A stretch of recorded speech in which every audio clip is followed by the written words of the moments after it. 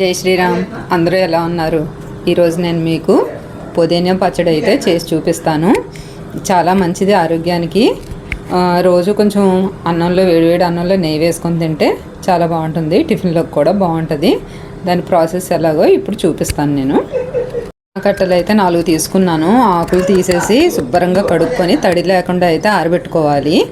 ఆరబెట్టుకొని ఒక పెద్ద నిమ్మకాయ సైజు అంతా చింతపండుని అయితే శుభ్రంగా వేడి నీళ్ళలో నానబెట్టి ఉంచుకోవాలి. ఒక బాణలో ఆయిల్ వేసుకొని ధనియాలు ఒక 2 స్పూన్లు, 1 స్పూన్ మినపప్పు, 1 స్పూన్ జీలకర్ర వేసుకొని వేయించుకొని అందులో ఒక 30 ఎండుమిర్చి వరకు ఉంటాయి.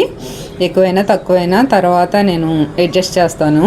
వేయించుకొని పక్కకి తీసేసుకోవాలి. వేయించిన ఎండుమిర్చిని పక్కకి తీసేసుకొని అందులోనే ఆరబెట్టుకున్న పుదీనాని వేసుకొని బాగా దగ్గరికి తడి లేకుండా అయితే వేయించుకోవాలి. అసలు నీళ్ళు అనేది ఉండకూడదు. ఆయిల్ అయితే ఎక్కువే పడుతుంది. ఇలా అయితే దగ్గరగా అయ్యాక పక్కకి తీసి పెట్టుకోవాలి. ఇప్పుడు వేయించిన ఎండుమిర్చిలో ఒక గుప్పుడు ఉప్పు వేసుకొని మిక్సీ పట్టుకోవాలి. ఇలా అయితే మెత్తగా అవ్వాలి. అయిన దాంట్లోంచి నేనైతే కొంచెం పక్కకి తీసేస్తున్నాను. కారం చూసుకొని తర్వాత కలుపుకుంటాను అన్నమాట. ఇప్పుడు అందులోనే మనం నానబెట్టుకున్న చింతపండు, పుదీనా, వేయించుకున్న పుదీనా వేసుకొని మెత్తగా మిక్సీ అయితే చేసుకోవాలి. చింతపండు మాత్రం వేడి నీళ్ళలో నానబెట్టుకోండి. మామూలు నీళ్ళు వేస్తే పాడైపోద్ది. బెల్లం కూడా మనం తీపిని బట్టి అడ్జస్ట్ చేసుకొని ఇలా కోరేసుకొని వేసుకోవాలి. మెత్తగా మిక్సీ అయితే చేసేసుకోవాలి. ఇప్పుడు మనం అన్నీ సరిపోయినాయో లేదో చూసుకోవాలి. తీపి, పులుపు, ఉప్పు, కారం అన్నీ కరెక్ట్గా ఉండాలి. ఇందులో అయితే నాకు కొంచెం కారం, ఉప్పు తగ్గింది. అవి అయితే మళ్ళీ అడ్జస్ట్ చేసుకున్నాను. వేసుకొని మళ్ళీ మిక్సీ అయితే పట్టేశాను అన్నమాట.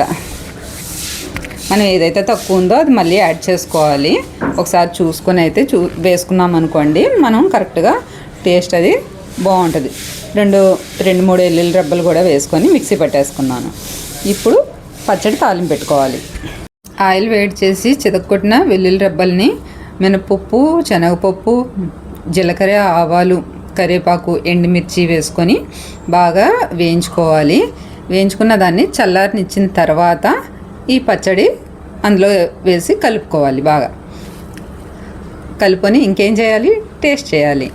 చాలా బాగా ఉంటుంది. ఒకసారి అయితే ట్రై చేయండి. తెలిసిన వాళ్ళు అయితే ఎంతమందికి తెలుసో కామెంట్ చేయండి. ఒక చిన్న జాడీలో తీసుకొని పెట్టుకున్నామంటే ఎన్ని రోజులైనా నిల్వ ఉంటుంది. ఈ కారం మిగిలింది కదా, ఫ్రైల్లో అట్లా వేస్తాను. ఈ చింతపండు అయితే రసం పెట్టేస్తాను. మీకు ఈ పచ్చడి నచ్చితే కనుక లైక్ చేయండి, షేర్ చేయండి. మన లలిత ఛానల్ని సబ్స్క్రైబ్ చేసుకోండి. మరిన్ని రెసిపీస్ కోసం మన ఛానల్ని ఫాలో అవ్వండి. నెక్స్ట్ వీడియోలో కలుసుకుందాం.